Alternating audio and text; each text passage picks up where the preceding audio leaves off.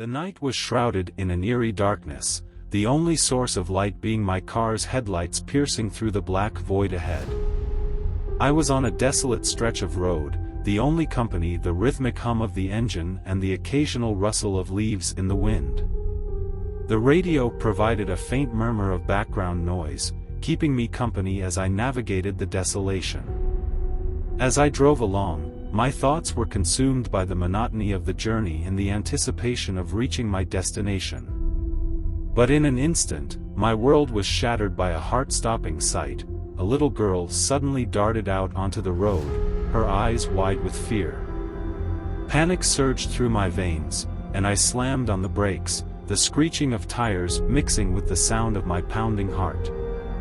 The impact was deafening, a sickening thud followed by a jolt that rocked the car. My hands trembled on the steering wheel as I sat frozen, my breath coming in ragged gasps. I knew what I had just done, the weight of my actions pressing down on me like a suffocating blanket.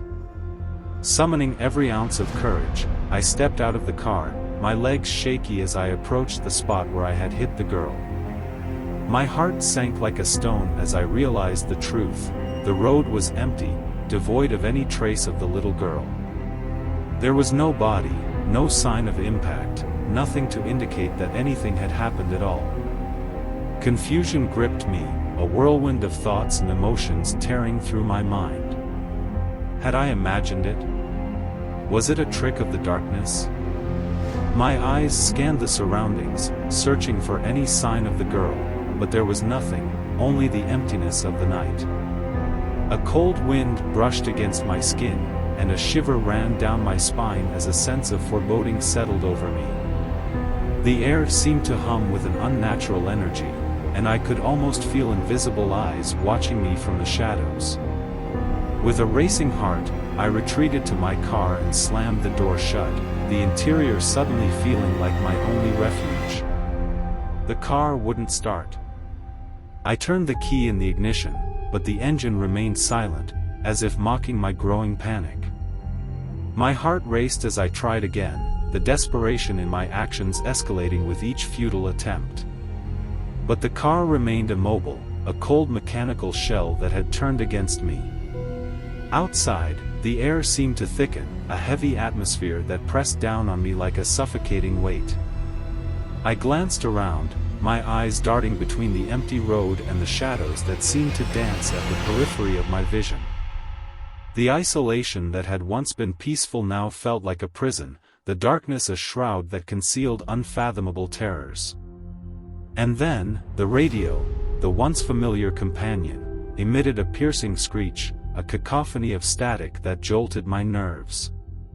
I reached to turn it off, but the dial spun wildly, as if controlled by an unseen force. The distorted voices in the static seemed to whisper secrets, secrets that were meant to remain hidden. In the rearview mirror, my reflection wavered, distorted as if being viewed through a funhouse mirror. My own eyes stared back at me, wide with fear and disbelief. The shadows outside the car seemed to lengthen, twisting and contorting into unnatural shapes that danced with malevolent intent.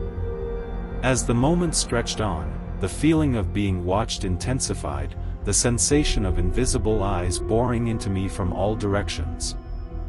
I clutched the steering wheel, my knuckles white with tension, as my mind raced to comprehend the horrors unfolding around me. A soft scratching sound echoed from the back seat, like the skittering of tiny claws on metal. My breath caught in my throat as I turned to look, my heart pounding as I saw nothing but darkness. And then, a whisper, soft and chilling, emanated from the shadows, words that I couldn't decipher but that sent a shiver down my spine.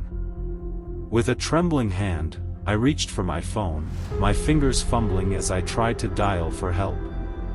But the screen remained dark, the device unresponsive as if drained of its life.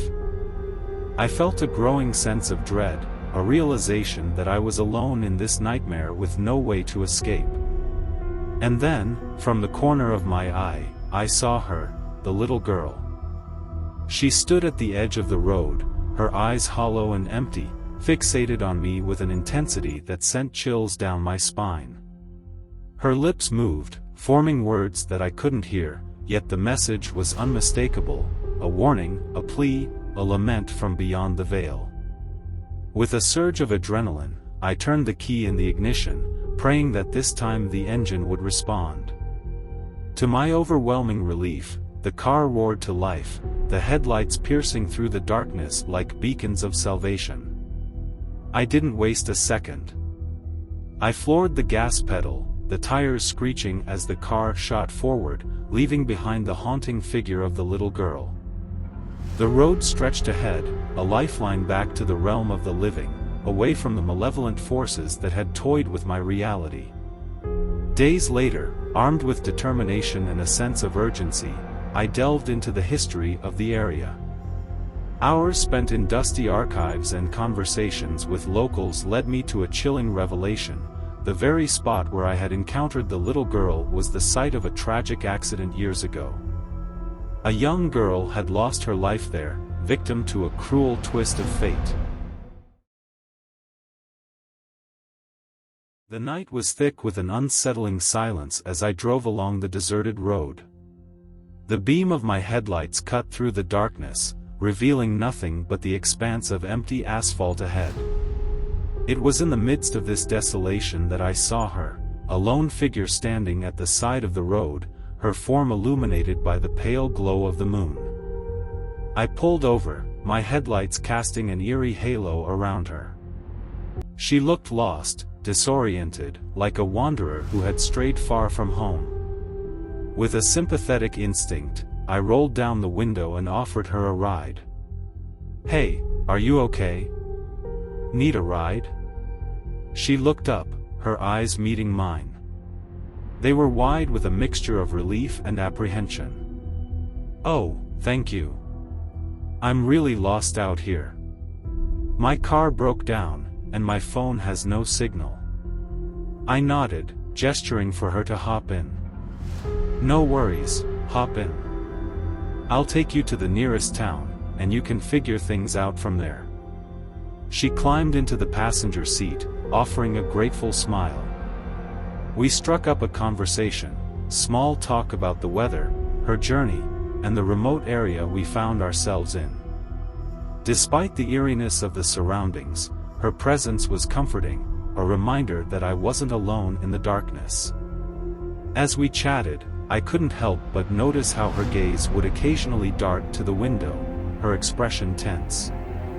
"Everything all right?" I asked, concern creeping into my voice. She hesitated, as if unsure of how to respond. "It's just, this road. It gives me the creeps. I've heard stories about strange occurrences and ghostly encounters here." I chuckled, trying to dispel her unease. "Oh, come on. You can't believe in those urban legends, can you?" She offered a faint smile, but her eyes held a hint of unease that I couldn't ignore. "Maybe not, but there's something about this place that doesn't feel right." As we continued to talk, her demeanor shifted, her words became more cryptic, her sentences disjointed as if she was lost in thought. I glanced at her, concern gnawing at the edges of my consciousness. And then, in an instant, she was gone. I blinked, my heart pounding as I looked to the empty passenger seat beside me. It was as if she had never been there, her presence vanishing into thin air. Panic surged through me, a bewildering mix of fear and disbelief. I slammed on the brakes, my car skidding to a stop on the deserted road. I jumped out, my breath coming in ragged gasps as I scanned the surroundings. But there was no sign of her, no trace that she had ever been there. It was as if she had vanished into the night, leaving only an unsettling void in her wake. A chill ran down my spine as I realized the gravity of the situation. The stories she had mentioned, the ghostly encounters, the strange occurrences, seemed to take on a sinister significance. My mind raced, a whirlwind of questions and fears, as I considered the possibility that I had encountered something beyond my understanding. I climbed back into the car, my hands trembling on the steering wheel. The road stretched out before me, a seemingly endless path leading into the darkness. The stories I had dismissed as mere superstitions now echoed in my mind, each word a haunting reminder of the inexplicable events that had unfolded. With a deep breath, I drove forward, my grip on the wheel tight as I navigated the winding road. The night seemed to press in around me, suffocating and oppressive. Every shadow, every rustling of leaves, sent a shiver down my spine, a reminder that I was not alone on this forsaken path. And then, from the corner of my eye, I saw her, the woman in white, her figure ethereal and haunting. She stood at the edge of the road, her eyes hollow and empty, fixated on me with an intensity that sent chills down my spine. The night was a shroud of darkness, the only illumination coming from my car's headlights as I drove down the desolate road. The emptiness of the surroundings was both calming and eerie, the kind of quiet that could either soothe your soul or send shivers down your spine. As I navigated the winding path, my thoughts wandered from one thing to another, the road illuminated by the glow of the moonlight. But in the blink of an eye, everything changed. A deafening explosion reverberated through the car, the sound of tires bursting, and my grip on the steering wheel tightened instinctively.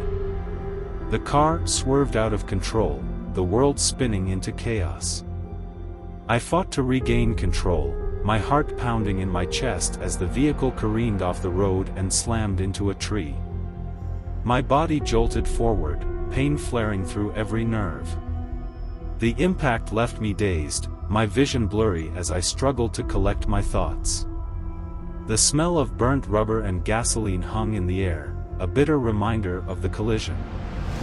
With trembling hands, I managed to unbuckle my seatbelt.